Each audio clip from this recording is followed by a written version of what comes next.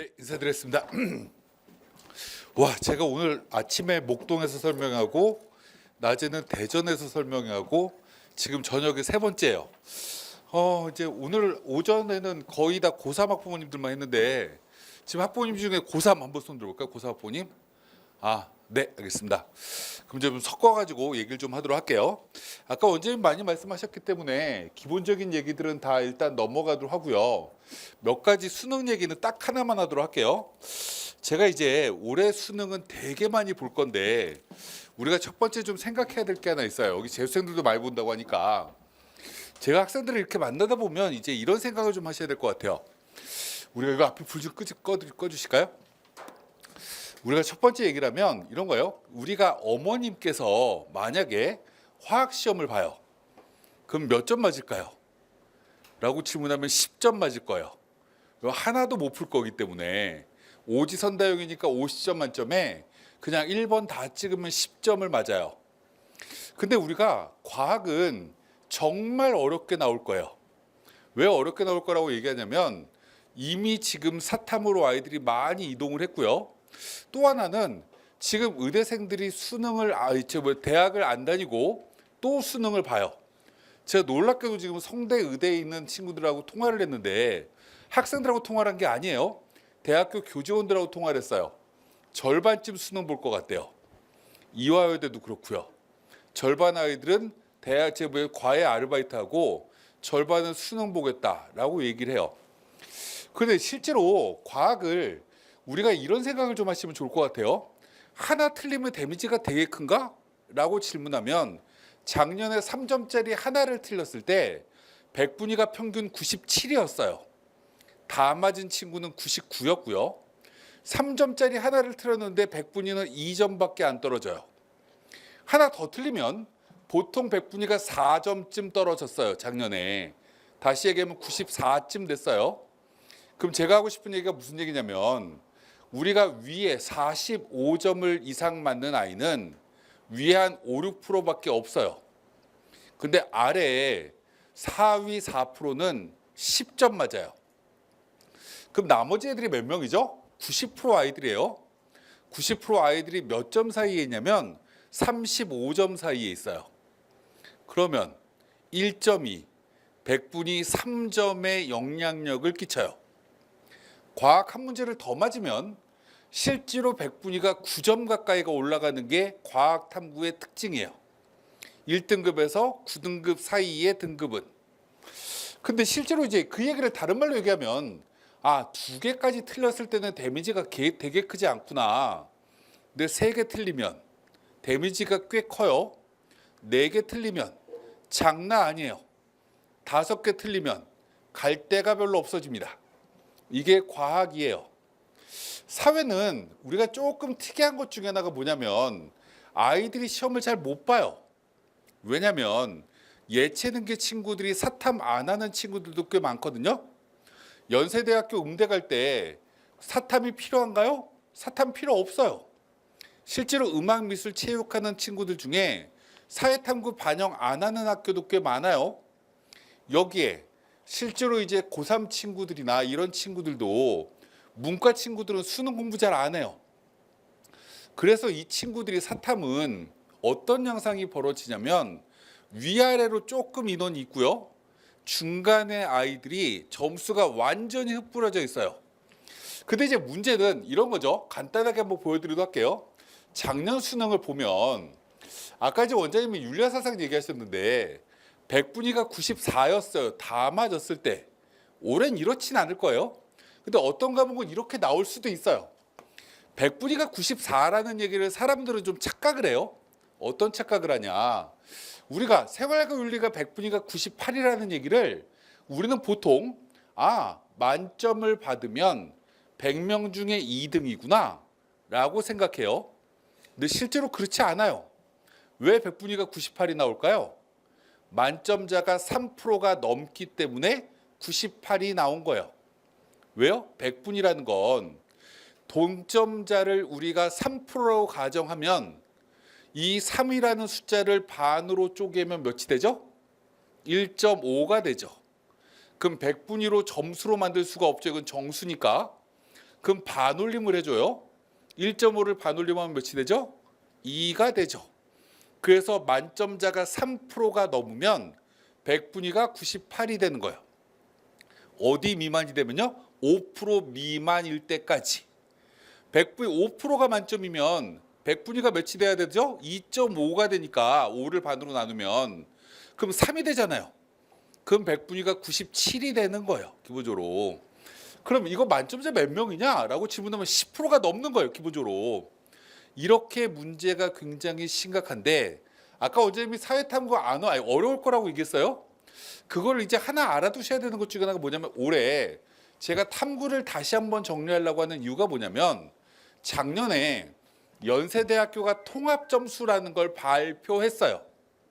통합점수가 뭐냐면 문과 친구나 이과 친구나 100분위를 똑같이 맞으면 우리 대학은 이 점수를 부여한다라는 거예요.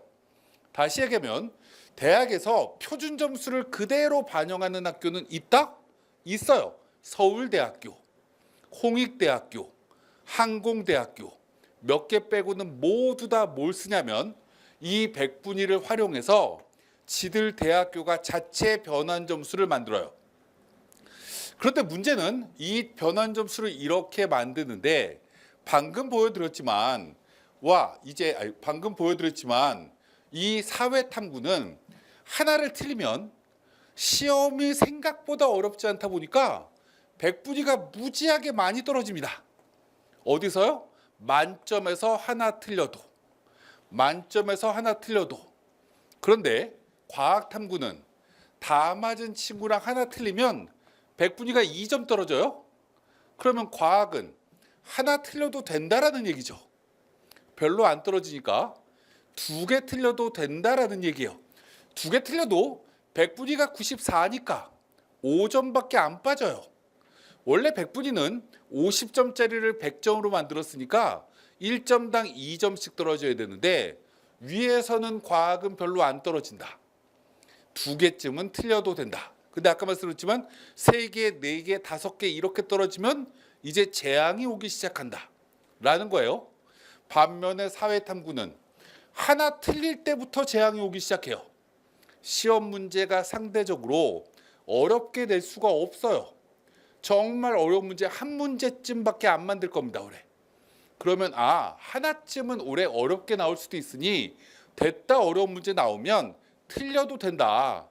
근데 나머지 문제들은 다 맞춰야 되는 게 이 사회탐구입니다. 여기 이제 두 번째 얘기를 한번 해보도록 할게요. 필요 없는 거 넘어가도록 하고 우리가 수시 원서를 지금 써야 돼요. 수시 원서를 써야 되는데 제가 사람들이 학생들도 그렇고 어머님들도 그렇고 제가 아는 사람들을 이렇게 얘기를 하다 보면 고민이 너무 많아요. 사람들이. 근데 전 고민을 왜 하는지 잘 모르겠어요. 지금 현재 시점으로 말씀드리는 거예요. 제가 이제 아는 제 첫 직장의 동료가 첫째는 대학을 보냈고 저번에 2번째인데 얘가 동탄에 있는 고등학교를 다녀요. 내신이 3.2등급이에요. 내신이 3.2등급인데 제가 이렇게 얘기를 했죠. 뭐라고 얘기했냐면 우리가 수능 최저라는 걸 좀 맞춰보자. 왜냐면 우리나라 대학 입시가 이제 완전히 바뀐 것 중에 하나가 뭐냐면 교과 전형이 수능 최저가 이제 대부분 대학교가 생기기 시작했다. 논술도 수능 최저가 대부분 대학교가 있다. 그러면 수능 최저가 못 맞추는 아이들이 쓸 수 있는 전형은 종합으로 올해 몰리게 될 수밖에 없다. 그래서 올해 고3 아이들은 학생부 종합전형으로 모두 다 몰려갈 겁니다. 그래서 학생부 종합전형은 경쟁률이 되게 많이 올라갈 거야. 3.2등급 가지고 대학을 가려고 하면 요 옆에 있는 경기대쯤 가야 돼. 근데 너가 거기쯤 하나 쓰면 붙겠지. 5개 갖고 뭐 할 거니? 5개 갖고 놀 거야? 한신대 쓸 거야? 수원대 쓸 거야? 그래서 5개, 6개 붙으면 뭔가 국가 유공자니? 그럼 올림픽 금메달 딴 것도 아니고 어차피 한 개 대학으로 선택을 해야 되는 건데 레벨 낮은 대학교를 더 써봐야 의미가 없으니 위의 대학교를 우리가 수능 최저 가지고 한번 맞춰보자 라고 친구한테 요구를 했죠. 그랬더니 이 아이가 결연에 차서 그러면 영어를 맞출게요. 그리고 지구과학을 맞출게요. 이렇게 두 과목을 지금 열심히 공부하기로 했어요. 제가 이랬죠. 나머지 친구들은 5과목을 공부해야 돼. 69일 남았어. 그러면 한 과목당 14일씩밖에 공부 못 하는데 너는 두 과목만 공부해. 그럼 한 과목에 34일씩 공부할 수 있네. 이거 2등급 못 만들면 너 인간도 아니다. 라고 제가 뭔가 얘기를 했어요. 그래서 어찌됐건 2개 4까지는 목표로 만들어야 되겠다. 라고 얘기를 해요. 그럼 제가 이 얘기를 왜 하냐면 뭔가 높여서 쓰려고 하면 조건을 만들어 줘야 돼요. 그럼 이제 조건을 가지고 하나씩 좀 예를 한번 들어보도록 할게요. 필요 없는 건 일단 조금 이따 설명을 드리도록 하고, 우리가 어머님들이나 학생들이나 생각을 좀 한번 해봐야 되는 것 중에 하나가 뭐냐면, 수시를 원서를 쓸 때 사람들은 이런 생각을 합니다. 어떤 생각을 갖냐면 논술을 써야 되겠다. 재수생은. 왜? 라고 질문하면 내신 성적이 너무 안 좋아서요. 라고 얘기합니다. 그럼 이건 뭐라고 저는 얘기하냐면 고정관념이라고 얘기를 해요. 내신 안 좋으니까 논술로 쓴다? 이건 너만 그렇게 생각하냐? 모든 친구들이 그렇게 생각한다. 두 번째, 종합전형을 원서를 쓴대요. 왜? 라고 질문하면 제가 그래도 학생부에 전공적합성을 꽤 많이 맞췄거든요. 라고 얘기를 합니다. 그래서 이 2개 전형으로 아이들이 경쟁률이 다 몰려요. 교과를 쓰면 좋을 것 같은데? 라고 얘기하면 교과 전형은 제 내신 갖고 택도 없잖아요. 라고 무언가 처음에 장벽을 딱 쳐요. 그걸 제가 첫 번째 좀 깨드리려고 합니다. 첫 번째, 그냥 위에 고3을 위해서 위에 대학부터 한번 얘기를 한번 해보도록 할게요. 성균관대학교라는 대학이 있어요. 작년에 뽑았고요. 재작년에도 교과를 뽑았습니다. 2022 때 처음 뽑기 시작했는데 작년에 입시 결과가 오른쪽에 있고요. 왼쪽에는 재작년에 입시 결과가 있어요. 근데 작년에 입시 결과가 제일 좋았던 학과가 뭐냐라고 보면 이 교육학과입니다. 1.41 등급. 성균관대 교육학과가 정말 좋은 학과인가요? 라고 질문하면 그렇지 않아요. 근데 이 교육학과를 왜 이렇게 작년에 입시 결과가 좋았을까? 라는 이유는 여러 가지 있지만 가장 충격적인 이유는 뭐냐면 그 전년도에 입시 결과가 없습니다. 없는데 왜 없었냐? 라고 질문하면 4명 뽑는데 23명밖에 지원을 안 했어요. 그래서 재작년에 가장 경쟁률이 낮았던 5.75대 1이었습니다. 5.75대 1 경쟁률 높죠, 그래도. 그런데 수능 최저를 3개 치를 걸었더니 놀랍게도 절반이 못 맞춥니다. 그래서 2.75대 1로 바뀝니다. 그런데 여기에서 성대가 싫다고 다른 대학으로 동시에 붙어서 도망간 아이들이 2대 1에 해당되는 8명이었습니다. 그랬더니 몇 명 남았냐면 3명 남았습니다. 4명 뽑는데 3명만 수능 최저를 맞추고 다른 대학으로 안 도망간 거죠. 그 마지막 세 번째 아이의 내신이 몇 등급이었냐? 5.7등급이었습니다. 5.7등급이 재작년에 교육학과를 붙었어요. 그래서 성대에서 와씨 우리 학교에서 5.7이 붙었네 라고 한번 설명을 했더니 인구에 회자되기 시작합니다.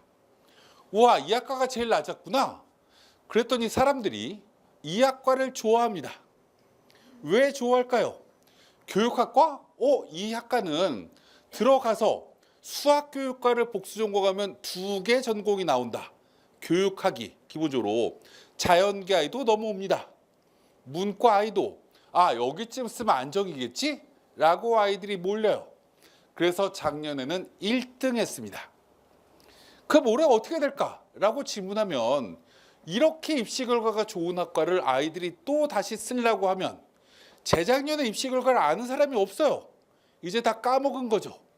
그래서 이제 여기가 아이들이 부담스러워합니다. 이걸 가장 극명하게 나타냈던 대학이 어디냐면 여기서 제일 먼 수원역에 가서 지하철을 쭉 가면 광운대역이라는 지하철 종점도 나옵니다. 어떤 건 청량리까지만 가고요. 어떤 건 의정부까지 가요. 우리가 성북역이라고 하는데 광운대라는 대학교는 수능 최저가 없는 대학교입니다. 교과 전형에. 재작년까지 입시 결과가 평균 2등급에 수렴합니다. 자연계 학과들이. 작년에 입시 결과가 어땠을까요? 6등급짜리가 합격을 합니다. 아씨 작년 했을걸 이라고 얘기하시면 안 돼요. 이미 지났습니다. 2등급짜리였던 학과가 6등급까지 떨어진 학과가 4개나 됩니다. 국민대라는 대학이 있습니다. 작년에 4등급짜리가 합격을 합니다. 한 개 과가 아닙니다. 3개 과가 그래요.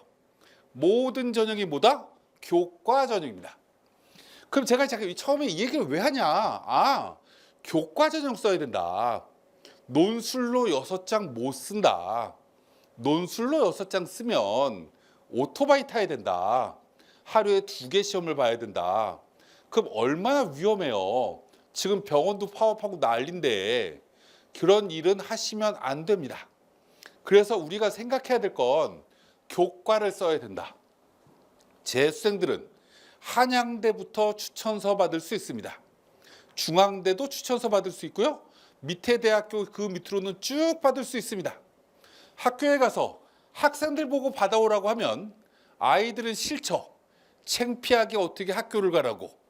어머님이 연락하시면 돼요. 고3 담임한테 우리 아이가 6월달, 9월달에 수능을 봤더니 모의고사를 봤더니 요 정도 수능 최저는 맞춰요. 3개 7 맞을 수 있으면 한양대도 달라고 하고 중앙대도 달라고 하면 되고요. 그거 못 맞추면 그 밑에 대학교 달라고 하면 됩니다. 받아 놓을 필요가 있다. 받아 놓고 이 대학교를 언제까지 보시면 돼요? 맨 마지막 수시 원서접수 9월 13일까지 확인하셔야 될 책무는 어머님이 가지고 계신 겁니다. 아버님이 가지고 계신 거예요. 마지막까지 눈치 작전 하는 게 이 입시의 최종으로 하셔야 될 일입니다. 그럼 이걸 하기 전에 첫 번째 우리가 생각해야 될 것 중에 하나는 우리 아이가 도대체 정시에 어디쯤 갈 수 있지? 라는 걸 기본적으로 우리는 생각을 한번 해봐야죠. 이걸 확인해야 뭔가 어디까지 원서를 집어넣지? 라는 걸 우리는 생각할 수 있습니다. 그럼 이제 하나씩 우리가 생각을 한번 해보도록 할게요. 여기 맨 밑에 인하대라는 대학이 있습니다. 이거 문과예요. 문과인데 우리가 한번 생각을 해보자. 어떻게 생각을 하면 되냐면 우리나라 대학은요. 문과 기준으로 서울대부터 시작해서 쭉 내려가가지고 중앙대라는 대학까지는 공통적인 특징 하나가 뭐냐면 수학의 반영 비율이 낮지 않습니다. 국어나 수학의 반영 비율이 거의 비슷해요. 그런데 경희대나 외대로 내려가기 시작하면 수학 반영 비율이 낮습니다. 그래서 예를 들면 여기 건국대라는 대학교가 중간에 있는데 아이들은 건국대를 정말 좋아합니다. 학교가 평지라서 숨이 안 찬다. 호수도 있다. 연대랑 마찬가지로 우유도 맛있다. 그래서 실제로 되게 좋아하는데 270이 안 됩니다. 270을 어떻게 만들면 건국대를 가나요? 라고 질문하면 국어 100분위가 95쯤 되면 됩니다. 열난 없죠? 수학 100분위는 75쯤 되면 됩니다. 오, 낮죠? 2개 평균 내면 85가 됩니다. 거기에 사회탐구를 90쯤 맞으면 건국대 학생입니다. 우리 아이가 거기 되나? 이 성적이 되나? 라고 했을 때 확인해보고 되면 건대 이상의 대학교만 써야 되겠구나 라고 확인하시면 돼요. 우리 아이 지금 성적을 딱 봤더니 예를 들어서 국어나 수학의 평균 에버리지가 80쯤 됩니다. 이러고 탐구도 80쯤 돼요. 어디 가나요? 라고 질문하면 단국대쯤 갑니다. 기본적으로 75쯤 되는데요? 라고 했을 때 사회탐구를 한 과목만 반영하는 대학 찾으면 경기대입니다. 평균 에버리지 75쯤 되면 정말 인기학과 빼고 갑니다. 그럼 확인을 한번 해보셔야죠. 첫 번째, 어디쯤까지 붙어 써야 되겠구나 라는 조건을 첫 번째 우리가 생각해야 된다. 그럼 두 번째 우리가 해야 되는 건 아까 방금 말씀드렸지만 문과는 상위권 대학으로 갈 때만 수학의 점수가 높아야 되는 거고 밑으로 내려가면 어디부터요? 경희대, 건국대부터는 수학 100분위가 80이면 못한 게 아닙니다. 문과 기준으로 잘한 겁니다. 단 국어를 거의 1등급 근처까지 올려야 된다라는 단서가 붙죠. 국어 1등급 맞는 거 어렵죠? 라고 학생들은 얘기합니다. 물론 어려워요. 근데 우리가 관점을 좀 바꿔보도록 할게요. 아까 원장님이 국어 선생님 출신이라서 막 아까 뭐라고 얘기하신 것 같은데 우리가 국어를 80점 이상을 맞으면 1등급이 될 거다 라고 올해도 예측하는 게 합리적입니다. 한 85점쯤 맞으면 국어 완벽한 1등급이 될 거다라는 게 올해 수능일 것 같아요. 85점을 어떻게 맞죠? 라고 질문하면 80점만 맞으면 됩니다. 알고 푸는 게. 알고 푼다라는 얘기는 내가 확실하게 맞출 수 있는 문제 80%만 만들면 85점이 만들어진다. 왜요? 80% 맞추고 20% 찍으면 되죠. 그럼 20% 찍으면 국어가 2점짜리 반, 3점짜리 반이니까 두 문제 맞을 겁니다. 그럼 5점이 플러스가 됩니다. 그럼 85점. 되게 쉬운 거예요. 그럼 수능을 볼 때도 아까 언제 간단하게 얘기했지만 왜 1번부터 45번까지 다 풀고 앉아있냐. 어려운 거 빼자. 아이가 문제를 딱 읽는 순간 턱하게 막히는 거 빼고 80%만 푼다. 어렵네? 그럼 찍으면 돼요. 왜 풀려고 그걸 노력하냐. 이렇게 만들면 되는데 어찌됐건 문과는 국어 잘해야 된다. 그럼 자연계는요? 자연계 성적도 거의 똑같습니다. 모든 대학교는 문과나 이과나 입시 결과의 차이가 없어요.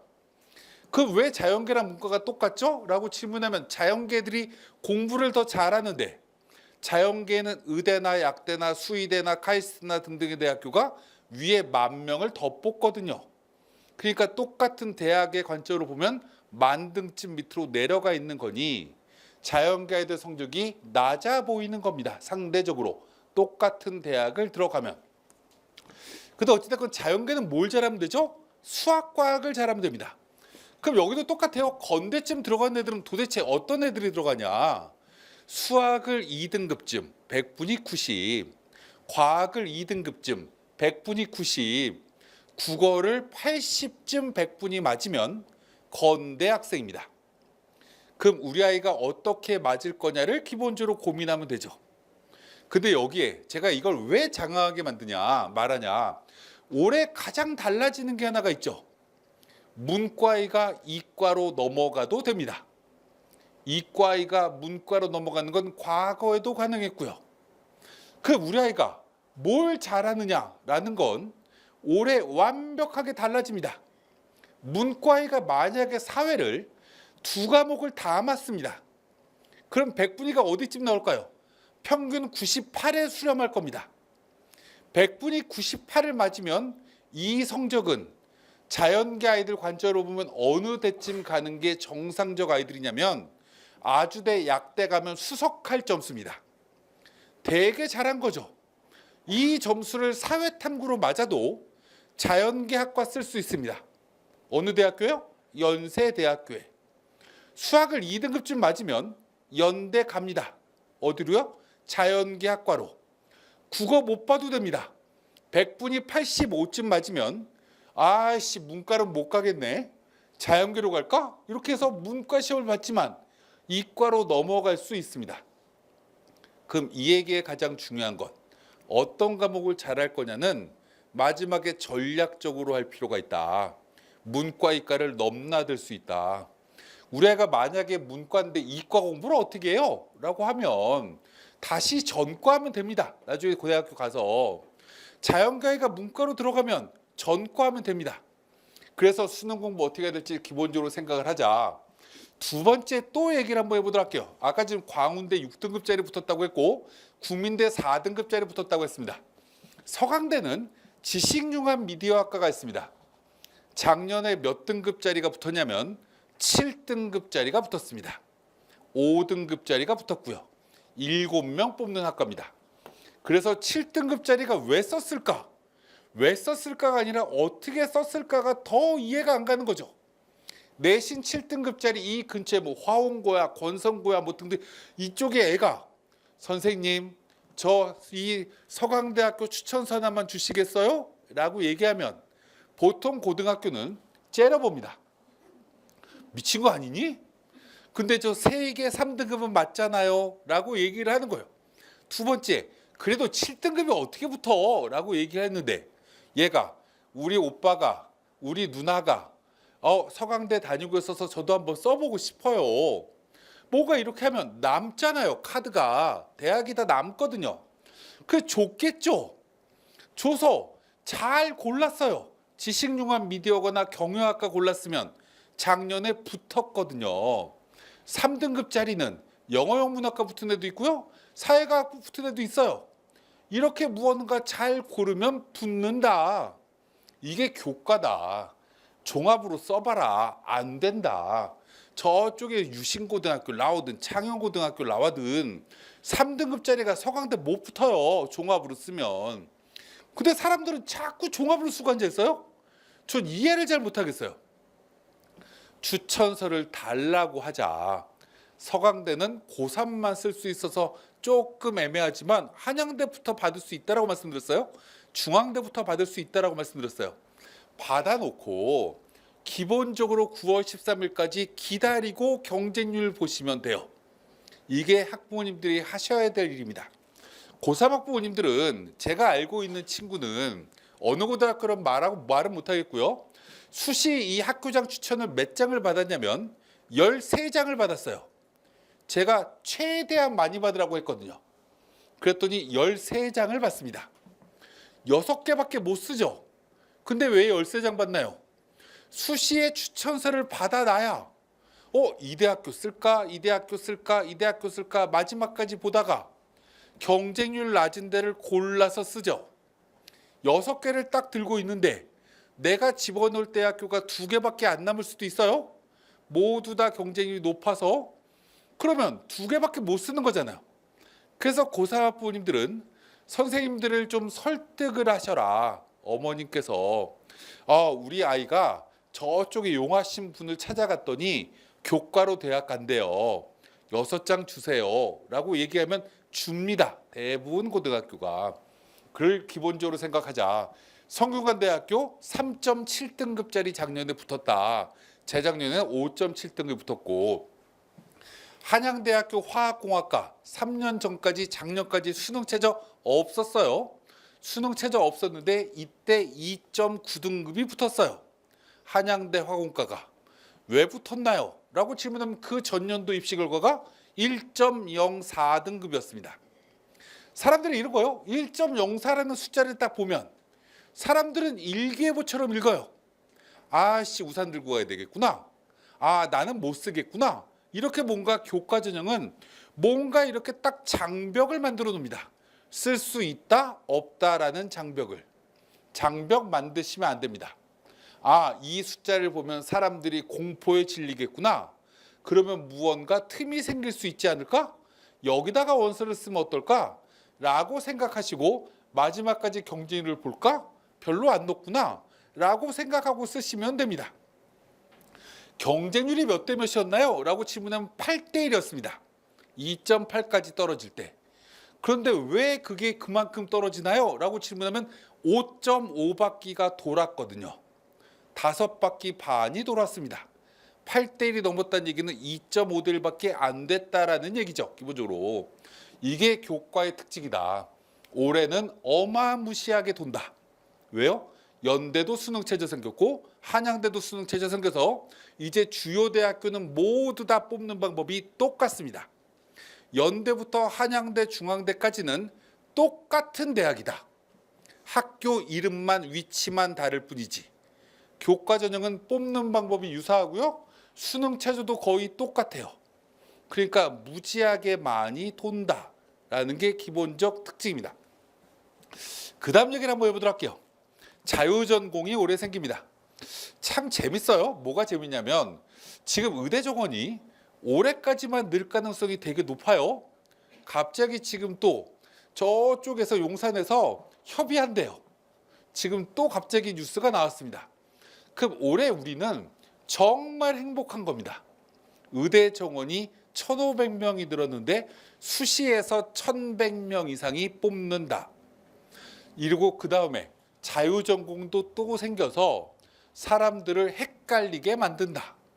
모든 건 헷갈려야 뭔가 이변이 일어납니다. 항상 안정화되어 있으면 우리 아이 성적대로 그대로 대학 가야 되는 거예요. 안정화되어 있는 입시가 뭐냐? 학생부 종합전형입니다. 안정화되어 있는 입시가 뭐냐? 논술 전형입니다. 이변 안 일어납니다. 이변 일어나는 건 올해도 교과인데, 또 하나 얘기를 해야 될 것 중에 하나가 자유전공.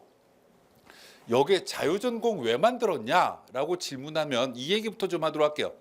자유전공을 왜 만들었냐면 지방대학교를 구조조정을 하기 위해서 글로컬 대학을 40개 지정합니다. 왜 40개를 지정을 하냐? 인구가 급격하게 소멸되고 있기 때문에. 우리 친구들이 보통 05년생, 04년생, 06년생 뭐 이런 친구들일 텐데 우리 친구들은 50만 명이 안 되는 친구들이 태어났습니다. 우리 아이들보다 10살 많은 친구들은 몇 명 태어났나요? 70만 명이 좀 안 되게 태어났습니다. 10년 만에 우리 아이들은 20만 명이 줄었고요.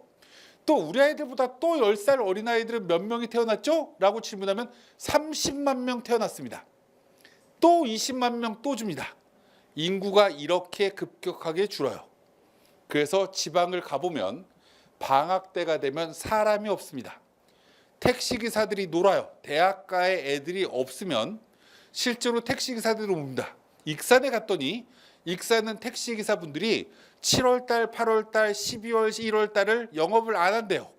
사람이 없어서. 대학이 완전히 없어져 버리면, 거기 익산 쪽에 이제 대학이 원광대가 없어지면 완전 술집도 다 문 닫을 겁니다. 이거를 방어하기 위해서 40개는 살리겠다. 수도권 이외의 대학교를. 그래서 이제 구조조정하기 시작합니다. 1단계가 국립대학교를 합병한다. 그래서 한 개 도에 한 개 국립대를 만드는 걸 지향한다. 그래서 제일 발빠르게 움직이고 있는 지역이 저쪽에 강원대, 그리고 강릉 원주대가 합병이 거의 지금 완성화되고 있습니다. 그럼 우리 이런 생각할 필요가 있죠. 강릉 원주대 갈까? 이렇게 생각하시면 됩니다. 들어갈 땐 강릉 원주대인데 졸업할 땐 강원대입니다. 4등급짜리가 들어가는 강원대인데 7등급, 6등급짜리가 들어가는 강릉 원주대 들어가도 졸업장에는 강원대로 나올 겁니다. 충청북도에 한국교통대가 있습니다. 그리고 충북대가 있죠. 합병될 겁니다. 한국교통대 갈까?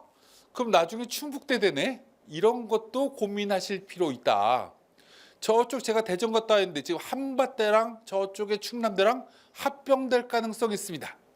한밭대 갈까? 이렇게 고민하는 것도 꽤 의미 있다. 성적이 안 되면 졸업장이 바뀐다. 기본적으로. 두 번째, 제가 이 얘기를 왜 했냐면 자유전공을 왜 만들었냐라고 질문하면 원래 서울권의 정원도 줄이기 위해서 만든 겁니다. 나중에 줄이려고. 자유전공의 의미가 뭐예요? 이 학과 해당되는 교수가 없습니다. 이 학과를 졸업하는 학생도 없죠. 왜요? 입학할 때만 자유전공이고 2학년이 되면 과를 다 정합니다. 그럼 이거 나중에 정원을 없애버려도 누가 하나 뭐라고 할 사람이 없죠. 한 10년쯤 뒤에 미리 선제적으로 작업하는 겁니다. 근데 어찌됐건 올해 입시에서 이게 가장 큰 화두, 아무도 이런 얘기를 안 하는데 유튜브에서 쓸데없는 소리만 하고 있고, 우리가 생각을 한번 해보도록 할게요. 경희대학교입니다. 작년에 70% 컷을 이렇게 쭉 발표했습니다. 맨 아래 컴퓨터공학과가 작년에 교과 전형의 입시 결과가 1등한 학과입니다. 의학학 계열 빼고. 몇 등급이지? 라고 봤더니 1.7등급. 근데 이걸 우리가 딱 보는 순간 70% 컷이라고 되어 있죠. 작년에 14명 뽑았습니다. 70%면 몇 등이지? 10등이네요. 그죠? 14명이니까 그게 1.7이라는 얘기입니다.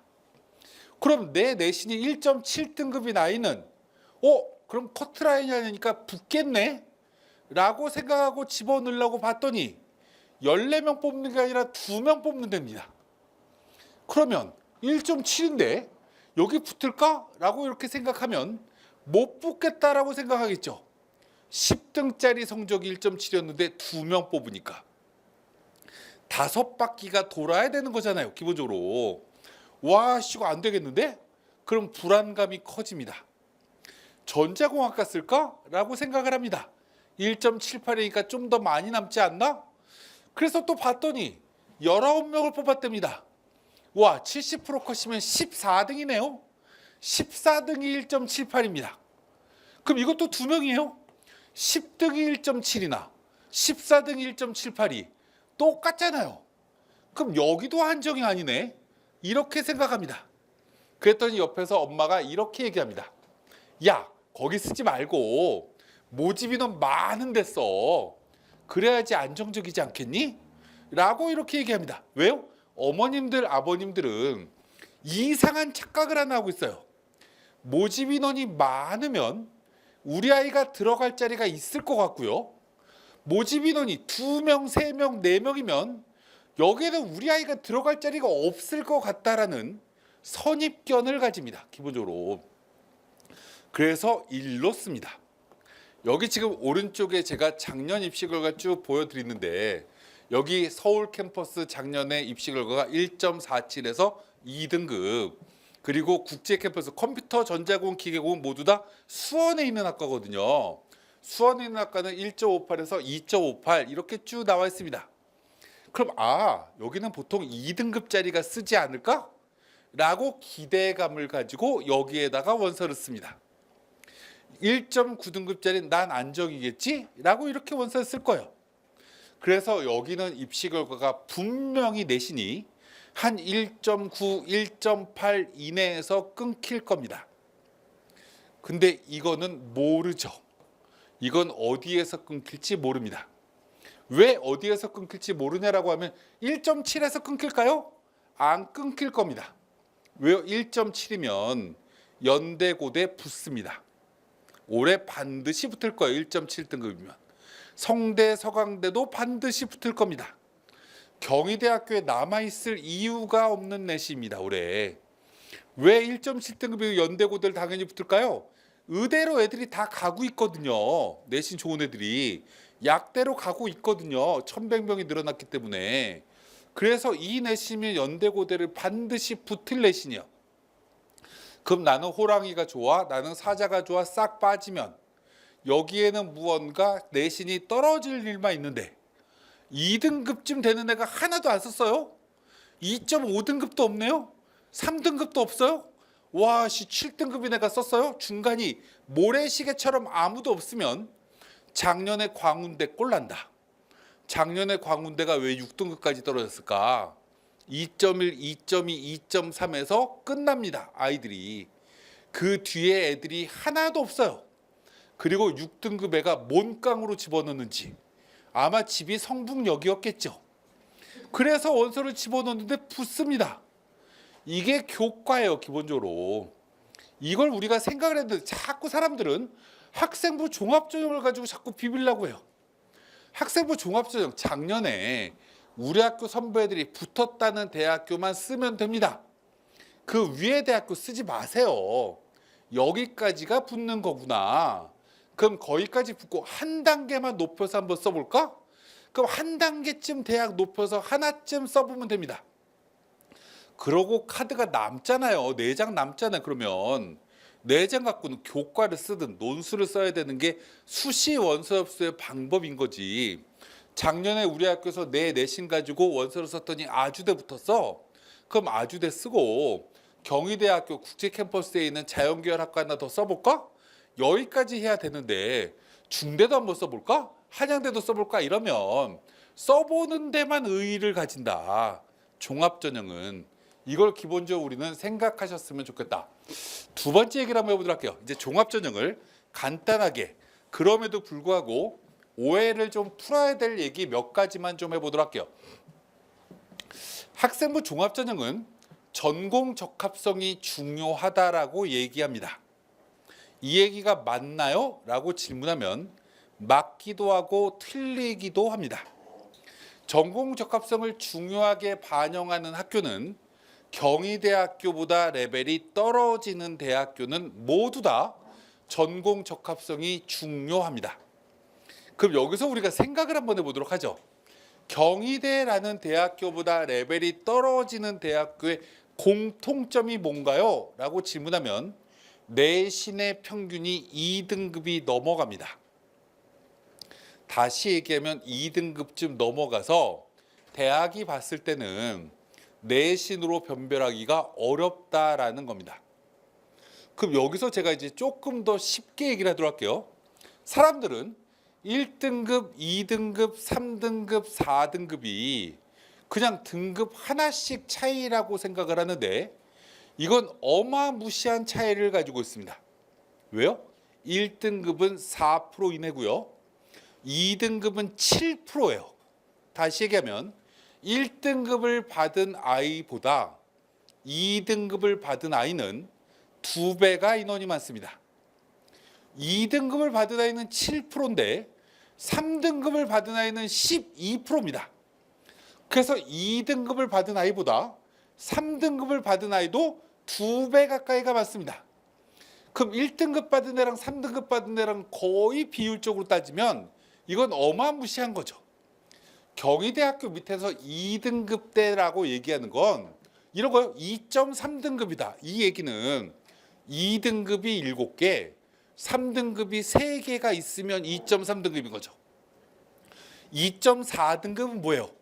2등급 과목이 6개, 3등급이 4개가 있으면 2.4등급입니다.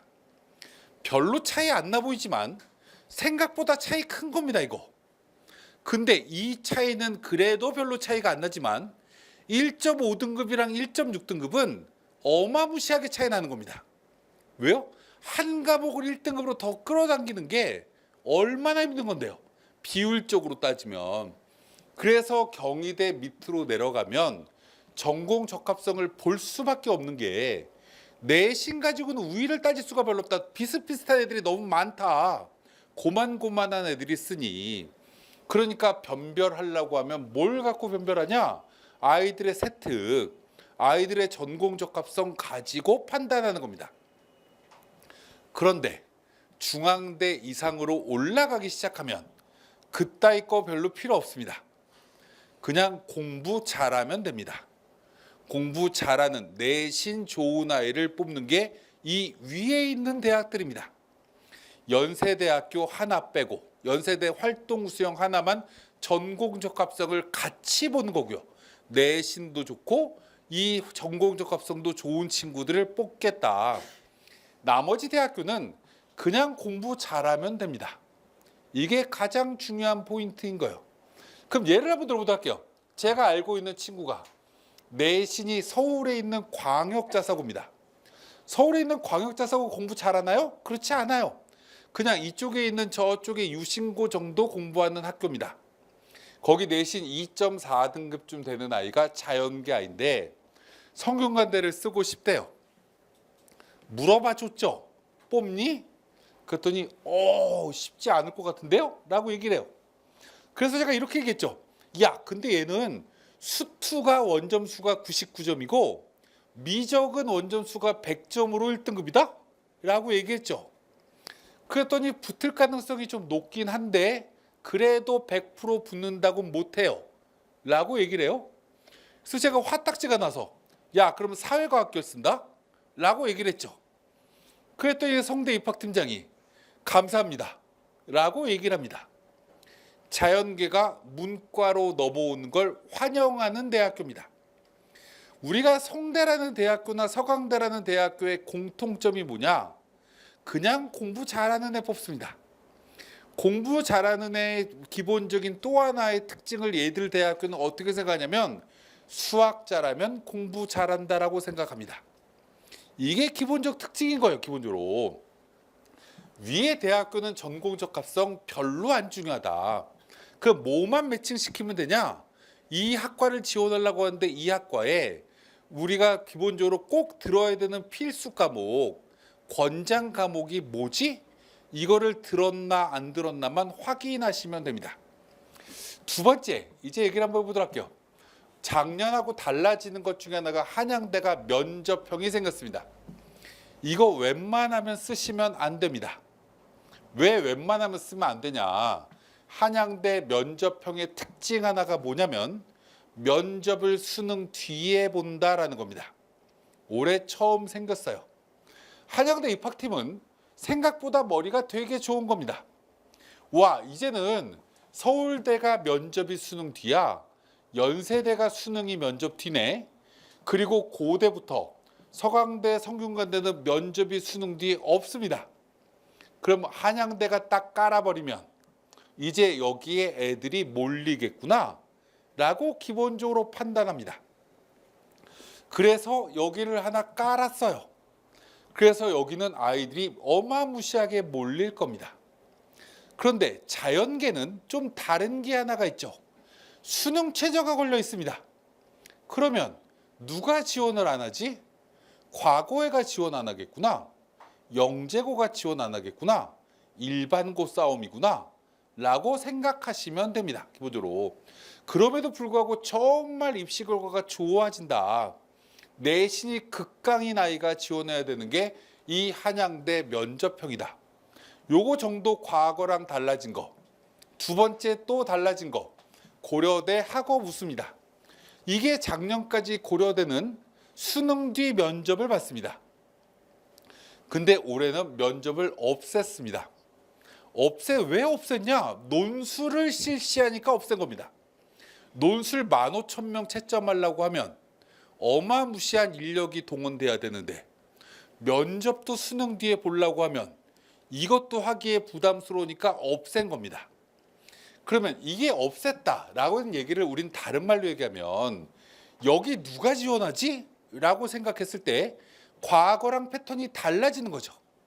작년까지 면접이 수능 뒤라는 얘기는 수능 성적이 생각보다 잘 안 나왔을 때를 대비해서 일단 집어넣고 보자 라는 보험의 성향이 있었는데 올해는 면접이 없었으니까 납치되는 전형으로 완벽하게 탈바꿈된 겁니다. 그럼 누가 지원해야 되는 거죠? 작년에는 납치를 싫어하는 아이들이 지원했는데 올해는 납치를 고대에서 나를 데려다 주기만 하면 무조건 열심히 다닐게요 라는 애들만 지원하게 됩니다. 그럼 이 애들을 다른 말로 얘기하면 수능에 자신이 없는 거죠. 4개 8이라는 조건을 걸었지만 실제로 수능 최저 맞추는 것도 자신감이 크게 높지가 않고요. 두 번째, 여기를 기본적으로 붙여주면 정말 고맙게 다닐게요 라는 생각을 가진 애들이 지원하게 되는데 그럼 상황이 어떻게 바뀌어질까? 아이들이 납치가 됐으면 좋겠는데 고대 호랑이라는 과잠바를 입고 싶은데 인기학과까지 쓰고 싶어 라는 욕심을 처음에 가졌다가 떨어지면 어떡하지? 과 좀 낮출까? 이렇게 아이들의 심리가 바뀌기 시작할 겁니다. 원서 흡수를 할 때 시기가 점점 다가오면 인기학과 경쟁률이 높아지면 점점 이런 상황이 더 벌어질 겁니다. 그래서 올해 이 학업 우수 전형은 위의 학과가 빵꾸날 가능성이 되게 높다. 4개 8을 맞추면 어차피 작년에는 1단계 6배수라는 조건도 있었지만 올해는 그것도 없기 때문에 그냥 누구나 다 넣을 수 있습니다. 재수생도 집어넣을 수 있어요. 수능 최저 4, 8을 맞춰야 되는 조건이 있지만 4, 8 못 맞추나요? 라고 질문하면 제일 쉽게 맞추는 방법은 탐구 한 과목 다 맞으면 됩니다. 탐구 한 과목만 반영하거든요. 그럼 1등급이에요. 영어도 1등급 만들면 금상첨화입니다. 올해 영어 반드시 쉽습니다. 왜 쉽다라고 제가 자신하냐? 제가 평가원장하고 너무 친하거든요. 평가원장은 잠실고등학교 교장 선생님 출신이에요. 진학부장을 되게 오래 했던 분입니다. 올해 의대 정원이 교과 종합으로 1,100명을 뽑고요. 800명이 넘는 인원을 지역 인재로 뽑습니다. 아이들이 수능 최저를 맞춰야 붙어요. 지방대의 수능 최저가 낮지가 않아요. 세계 1등급이거나 세계 등급합 4가 대부분입니다. 수능 최저 맞추기가 지방 아이들이 쉬울까요? 못 맞출 가능성이 되게 높습니다. 작년에 저쪽 지방의 계명대 의대가 4.7등급이 합격을 합니다. 지역 인재로. 요 바로 밑에 제가 갔다 온 대전에 충남대 의대가 3.7등급이 작년에 의대를 합격합니다. 3합 4밖에 안 됐어요. 영어가 4%밖에 1등급이 안 나오니 지방 아이들이 영어 1등급도 못 맞춰서 나머지 3개 1등을 맞춰야 되니 하나 2등급, 2개 1등을 맞춰야 되니 다 떨어지는 거죠. 올해 이렇게 인원이 늘어나면 대입평가원에서 할 수 있는 방법은 절대평가인 영어를 쉽게 내는 겁니다. 7%에서 10% 사이를 1등급을 맞추려고 노력할 겁니다. 그러면 영어 1등급 한번 맞아볼까? 4개까지 틀려도 되는구나. 아씨 어법 안 해. 그 나머지 풀면 됩니다. 기본적으로 41문제만 다 맞춰볼까? 이렇게 뭔가 하면 되죠. 그럼 2개를 1등을 만들어버리면 나머지 국어 수학은 3등급 2개만 맞히면 됩니다. 국어 3등급 몇 점이면 맞죠? 70점이면 맞습니다. 수학 3등급 몇 점이면 맞죠? 72점이면 맞습니다. 이렇게 쉬운 걸 못한다? 물론 못할 수도 있지만 할 수 있다라고 생각을 좀 해야 되지 않냐. 그래야 69일 동안 뭔가 몸이 피곤하지 않게 열심히 공부할 수 있는 거지. 아씨 난 과거에도 못했고 현재도 못하고 미래도 못할 거야. 이러면 실제로 공부하는 데 큰 의미가 없는 거죠. 그래서 이런 걸 뭔가 좀 생각했으면 좋겠다. 필요 없는 거 넘어가고 마지막 논술 얘기 하나 하기 전에 경쟁률 보는 방법만 간단하게 말씀을 좀 들어보도록 할게요. 올해는 아까 제가 말씀드렸지만 작년하고 달라지게 변동성이 너무 커졌기 때문에 사람들이 원서를 먼저 안 집어넣을 겁니다. 원래 정시에는 마지막까지 계속 눈치 작전하고요. 수시는 미리 다 집어넣는 게 일반적이었는데 올해는 그렇지 않을 거다. 먼저 집어넣는 전형은 논술 전형일 거고요. 학생부 종합 전형일 겁니다. 그럼에도 불구하고 우리가 좀 생각을 한번 해봐야 될 것 중에 하나가 우리가 뭔가 원서를 마지막에 집어넣으려고 할 때는 우리가 원칙은 좀 생각하셔야 됩니다. 첫 번째 예를 들어보도록 할게요. 문과의과를 우리가 넘나들어서 그냥 설명을 드릴 건데 예를 하나 그냥 드리기 위해서 사회복지학과랑 아동가족학과가 있습니다. 그 우리가 이제 생각을 한번 해보도록 하죠. 사회복지학과 갈래? 아동가족학과 갈래? 이렇게 질문을 아이들한테 하면 어느 쪽으로 조금 더 치우치냐면 사회복지학과로 조금 더 치우칩니다. 왜요? 라고 질문하면 이 학과를 들어가서 복수 전공하기에도 그다지 어렵지 않을 것 같다라는 생각이 드는 거죠. 그래서 사학과, 철학과 이런 학과를 아이들은 정말 사랑합니다.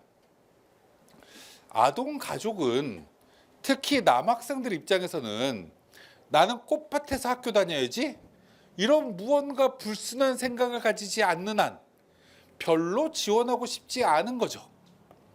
그래서 이렇게 2개 학과가 이렇게 나눠져 있을 때 경쟁률이 비슷하면 아이들은 마지막까지 그래도 이 학과는 좀 그렇지 않은가? 라는 학과는 버리고 조금 더 만만한 학과로 아이들이 이동합니다. 그게 아까 얘기한 그런 학과들이에요. 그 만약에 어문계열 경쟁률이 생각보다 되게 낮아요. 그래도 기피하는 아이들이 꽤 생기겠죠. 기본적으로. 근데 우리가 잘 염두에 둬야 되는 것 중에 하나가 작년에요. 고려대학교에 일어일문학과가 이 원서업수 2시 마감일 때 최저 경쟁률이었습니다. 2대1. 나머지 학과는 3대1이 넘어갑니다. 그랬더니 사람들이 이제 광분을 하기 시작합니다. 모니터를 딱 보고 어디 넣지라고 주목하고 있는데 사람 눈이 한쪽으로 다 몰입이 돼요. 일어일문학과가 제일 경쟁률이 낮은데? 라는 걸 발견하게 되는 거죠. 지리산에서 산삼을 발견하면 나만 발견합니다. 근데 모니터를 가지고 경쟁률을 발견하는 건 전 국민이 발견합니다. 집안에서 혼자 보고 있다라는 차이만 있는 거지. 그래서 2대1, 2.5대1을 다 발견하고 거기다가 다 때려 넣습니다. 그래서 작년 경쟁률이 가장 높아집니다. 제일 경쟁률 낮은 학과는 배제한다. 비슷비슷한 학과면 그래도 아이들이 선호하는 학과는 배제한다 라는 걸 원칙을 세우셔야 된다. 세 번째, 경쟁률이 어떤 학과가 두 개가 비슷하면 사람들은 겸손해집니다. 내가 저 높은 학과까지 쓰면 안 되지 않나? 좀 낮은 학과를 쓰는 게 가능성이 높지 않나? 라고 생각하고 자꾸 겸손해서 낮은 과를 원서 쓰려고 합니다. 이럴 때는 대범해지셔야 됩니다. 높은 학과를 원서를 써야 된다. 왜요? 경쟁률, 최종 경쟁률이 높은 학과가 낮다. 두 번째, 높은 학과는 다른 대학으로 빠져나갈 가능성도 훨씬 더 높다. 인기학과를 쓰는 애들은 내신이 자신 있으니까 쓰는 애들이 많은 거죠. 그러니까 다른 대학으로 도망가요. 컴퓨터공학과 막 빠져나가고요. 전자공학과 막 빠져나가요. 환경생태공학과 한 놈도 안 나가요. 저쪽에 이제 경희대학과 환경공학과 안 도망가요. 왜요? 걔들은 경희대만 붙여주시면 여기 머무를게요 라는 애들이 밑으로 내려오거든요. 뭔가 내 내신이 그 학과를 붙으면 낮은 과 쓰는 거지만 뭔가 도전할 때는 과감해지셔야 된다 라는 걸 기본적으로 말씀드리고, 이제 마지막 논술 얘기를 간단하게 하고 마지막 정리를 한번 해보도록 할게요. 논술이 문과, 이과가 있습니다. 그럼 자연계 학생들이 더 많을 거기 때문에 자연계부터 먼저 얘기해 보도록 할게요. 논술 시험 문제가 대학마다 있습니다. 좀 보셔라 제발. 원서 쓰기 전에 요번 토요일날 일요일날 분명히 자연계 친구는 논술 문제를 봐야 됩니다. 문제를 보는데 시간이 오래 걸리냐? 하나도 오래 걸리지 않습니다. 왜요? 어머님들이나 아버님들한테 제가 이렇게 질문합니다. 9 곱하기 9는 뭐게요? 이러면 81 이렇게 얘기하죠. 아이들은요 수학 공부를 다 어느 정도 다 해왔기 때문에 문제를 딱 보면요 아이씨 못 풀겠다 라고 즉각적 반응이 옵니다.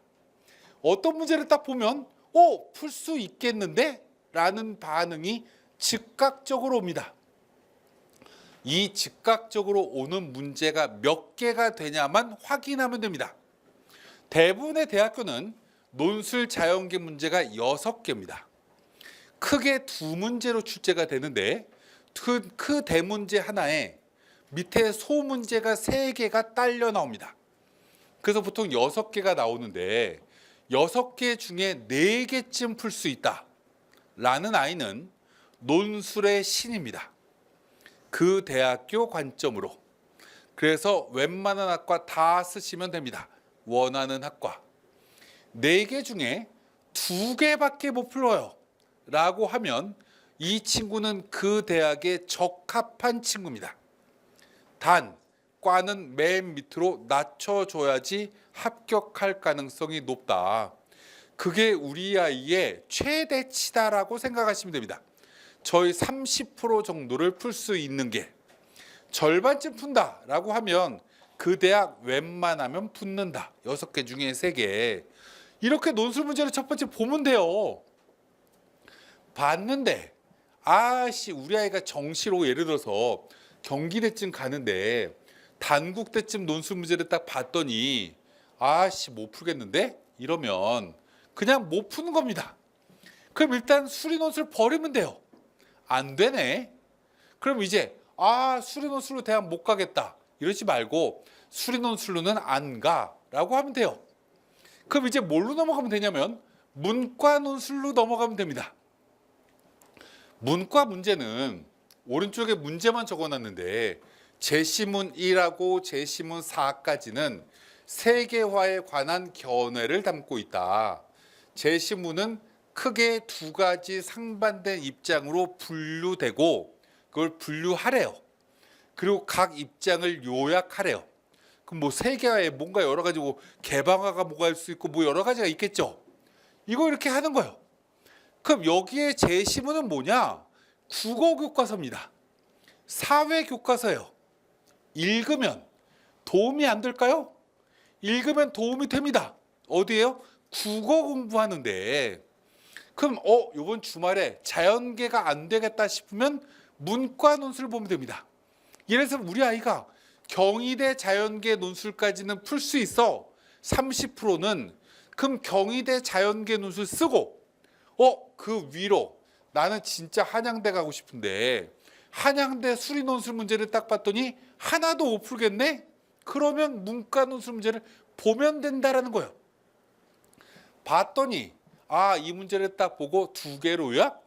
이거는 1번하고 4번이 공통된 주장, 2번하고 3번은 공통된 주장, 얘들의 주장은 이런 겨낸 거야, 이런 겨낸 거야 라고 기본적으로 써보면 돼요.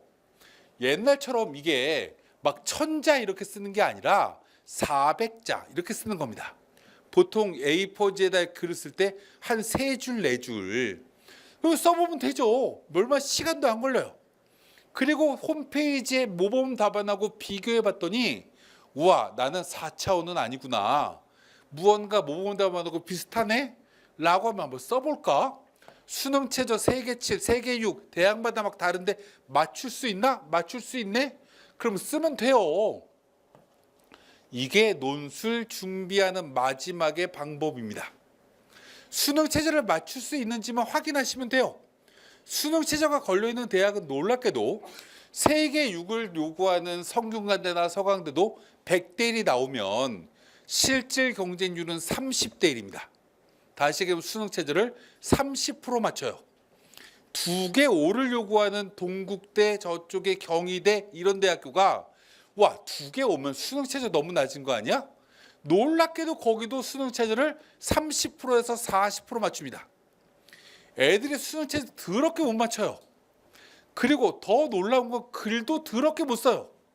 그래서 애들이 애국가를 쓰고 앉아 있어요. 이 논술 문제에. 그럼 1번 문제쯤 풀 수 있는 능력을 가지고 있으면 자신 있게 써보면 된다. 이걸 기본적으로 마지막으로 확인하시면 됩니다. 그럼 이제 마무리 하나만 얘기를 하도록 할게요. 우리나라 이번 이제 수능은 어려워야 정말 좋은 겁니다. 어려우면 왜 좋은 거냐라고 질문하면 맨 위에 점수가 4%가 20점 정도 틀려도 위에 4% 정도 안에 드는 거고, 무언가 이제 그 밑으로 점수가 한 점씩만 올리면 점수가 어마무시하게 오르기 때문에 그런 거죠. 예를 들어 보도록 할게요. 여기 지금 숭실대라는 대학이 있습니다. 작년 기준으로 집어넣는데 원점수 73점을 맞은 아이가 100분위가 83점이었답니다. 와, 국어를 73점 맞으려고 하면 어떻게 하면 되죠? 라고 질문하면 60%만 공부하면 됩니다. 65%만 공부하면 돼요? 와, 나는 모르는 게요. 저는 이 독서 파트에서 나는 자연계인데 예술 철학지문 못 풀겠어요. 아이씨, 6개 좀 틀리지 뭐. 이렇게 마음 편하게 생각하면 돼요. 고전 문학을 왜 지금 21세기에 공부하는지 모르겠어요. 하지 마요, 그러면. 그리고 나머지를 다 맞춰야 되겠다라고 하면 돼요. 그리고 그건 찍으면 되죠. 그럼 이 점수가 나와요. 73점. 와, 국어를 한국 사람이 73점 맞는데 상위 20% 안에 든다라는 게 정말 놀라운 사실이지 않나요? 이게 오지에서 주관식으로 쓰는 것도 아니에요. 우리나라 아이들이 국어를 왜 이렇게 못할까요? 국어를 실제로 못하는 게 아니에요. 45문제를 80분에 풀어야 된다라는 강박관념이 있어서 그래요. 한 10문제쯤 안 풀어도 되잖아요. 45문제 중에 10문제 해봐야 실제로 20% 정도 버리는 거예요. 그러면 시간이 얼마나 많이 남아요? 35문제만 80분에 풀어야지? 이러면 시간이 얼마나 여유가 있는데요. 그럼 이걸 뭔가 꼼꼼하게 읽는데 훨씬 더 유리해요. 10개 찍으면 2개 맞는다니까요. 그럼 8개밖에 안 틀려요. 그럼 이 점수 나와요. 이렇게 쉬운데 기본적으로 아이들은 쥐가 무슨 TV에 나올 것처럼 1번부터 45번을 왜 다 풀고 앉아있냐고요. 그러면서 시간이 없어서 못 풀었어요. 이런 말 같지도 않은 소리를 하고 있어요. 전 이걸 이해를 잘 못하겠어요. 어려운 거 버리자. 더 중요한 건 여기서 하나를 더 맞으면 경희대 가요. 숭실대랑 경희대랑 레벨 차이가 많이 나는 것처럼 느껴지지만 국어 문제 하나 차이예요. 경희대랑 고려대는 어마무시한 차이로 보이지만 수학 문제 하나 더 맞고요. 국어 문제 두세 개 더 맞으면 돼요. 또는 국어 문제 하나 더 맞고요. 수학 문제 2개 4점짜리 더 맞으면 돼요. 생각보다 차이가 얼마 안 난다니까요. 경희대쯤 실력에서 고대까지 올라가려고 하면 국어 수학 합쳐갖고 3, 4문제 더 맞으면 돼요. 아, 이걸 마지막에 해야 되는 게 마무리 69일의 전략인 거지. 열심히 공부해야지 라는 건 점수 올라가는 거랑 아무 상관이 없다. 열심히 공부한다고 성적이 오를 것 같으면 세상에 공부가 제일 쉽죠. 저 형 사법고시 18번 봤다니까요. 17번 떨어졌어요. 용산에 계신 분하고 똑같은 대학 나왔어요. 똑같은 학과 나왔고요. 똑같이 군대도 안 갔어요. 17번을 왜 떨어졌냐? 17시간씩 공부해서 떨어졌어요. 17시간씩 공부하면 책 보면 다 아는 것 같아요. 다 알고 있는 것 같은 착각, 착시 현상만 하는 거죠. 시험 문제를 내면 이거 공부했던 건데? 라는 사건만 기억나요. 안의 내용은 기억 안 나고요. 그래서 왜 내가 잊어버린 것만 시험 문제를 내지? 이 망할 놈의 출제위원들은 이게 저 형이 술 처먹고 했던 얘기예요. 공부를 열심히 하면 이거 공부한 기억만 있어요. 안의 내용이 기억이 안 난다. 왜요? 사람의 뇌는 지식을 튕겨냅니다. 지식을 튕겨내요. 안 그러면 뇌가 폭발해요. 저같이 머리 큰 사람도 머릿속에 담는 기억은 한계예요. 사람의 머릿속에 뭐만 기억에 남을까요? 기쁜 일, 화나는 일, 슬펐던 일, 이런 것만 기억에 남아요. 내가 열심히 공부한 게 기억에 남을까요? 열심히 공부해서 코피 난 것만 기억나요. 와, 내가 며칠 동안 공부 너무 열심히 해갖고 잠을 못 자갖고 막 헤맸어. 이런 것만 기억나지 안에 거 기억 하나도 안 난다고요. 기억에 남기려면 어떻게 해야 될까요? 오늘 공부한 걸 한 달 뒤에 기억할 수 있을까? 라는 게 기본적으로 궁금해하죠. 한 달 뒤에 내가 기억하고 있는지 아닌지를 사람의 두뇌는 인지하지 못해요. 이 사람의 뇌가 제일 단점이 뭐냐면 너 이거 까먹었다? 라는 무언가의 이런 지적을 해주지 않는 거죠. 그러면 오늘 9월 6일 날 공부했어. 야, 이거 빼빼로 데이 날 까먹으면 큰일 나는데? 11월 14일까지만 기억하면 되는데? 그럼 이거를 기억을 하게끔 하고 있는지를 중간에 점검해야죠. 그럼 내가 오늘 뭔가를 공부했어요? 아, 내가 오늘 이걸 열심히 공부해서 문제를 풀어봤더니 다 맞았네? 기쁘다? 이걸 해야 되는 게 아니라 이걸 오늘 공부를 다 했는데 이거를 10월 6일 날 또는 10월 15일 날 다시 한번 봤을 때 내 머릿속에 얼마나 남아있을까? 라는 거를 한번 기억을 되돌려 봐야 되는 거죠. 수학 문제를 오늘 풀었어요. 어떤 문제를 몰랐던 거를. 그럼 이 문제를 10월 16일이라는 노트에다가 그 문제를 그냥 적어놔 봐야죠. 한 달 보름 뒤에도 풀리나. 풀리면 내 거예요. 내가 이때 못 풀면 까먹었네. 큰일 났네 라고 해야 되는 게 아니라 까먹었네 라고 하고 해설지를 딱 봤더니 맞아, 이거였는데 이렇게 무언가 한번 충격을 받아야 돼요. 그리고 10월 15일 날 확인하면 맞아, 이렇게 하는 거였지 라고 하면 아까 얘기했지만 희노애락 이렇게 뭔가 충격을 받은 건 11월 14일까지 기억나요. 내가 뭔가 한국지리 뭔가 화학 어떤 개념을 외워야 돼. 아, 다시 이 단원의 개념을 다시 한번 정리하기 라고 또 10월 15일 날 적어 놓는 거예요. 그럼 10월 15일 날 개념을 다시 정리해야지 라고 책을 또 펴놓고 다 적혀 있는 책을 그 책을 또 읽고 앉아 있는 건 반복이 아니에요. 그거는 미친 짓인 거예요. 그럼 뭘 해야 되는 거예요? 한 달 보름 뒤에는 예를 들어서 지구과학의 우주의 개념 정리하기 라고 무언가를 적어놨으면 일기장처럼 무언가 플래너에 그때는 뭘 해야 돼요? 우주라는 단원의 개념을 아무것도 안 보고 그냥 A4지 딱 꺼내놓고 그냥 다 써보는 거예요. 그래서 다 기억이 나나? 라는 게 반복인 거예요. 다 기억 못 하겠죠.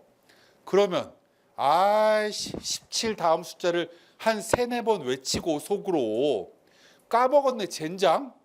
그리고 그때 책을 확인해 보는 거예요. 맞아 이거였는데 이걸 내가 기억 못 해갖고 지금 못 적은 거 아니야? 이게 우리가 화나는 감정을 극대화시키는 거예요. 야, 그래도 이건 제대로 잘 적었네? 기쁜 감정을 극대화시키면서 확인해야지. 이게 마무리 학습인 거예요. 봤던 책을 보고 또 보고 보고 또 보면 용산에 계신 분하고 똑같이 9번 시험 본다. 저희 형처럼 18번은 안 봐요. 애들이 나중에 너무 많이 줄어서. 뭔가를 점수를 올리려고 하면 머릿속에 담겨야 되는 거지 열심히 공부해야 되는 게 아니다 라는 걸 좀 명심하시고 잘 마무리하시길 진심으로 바라면서 오늘은 이 정도로 마무리를 하도록 하겠습니다. 감사합니다.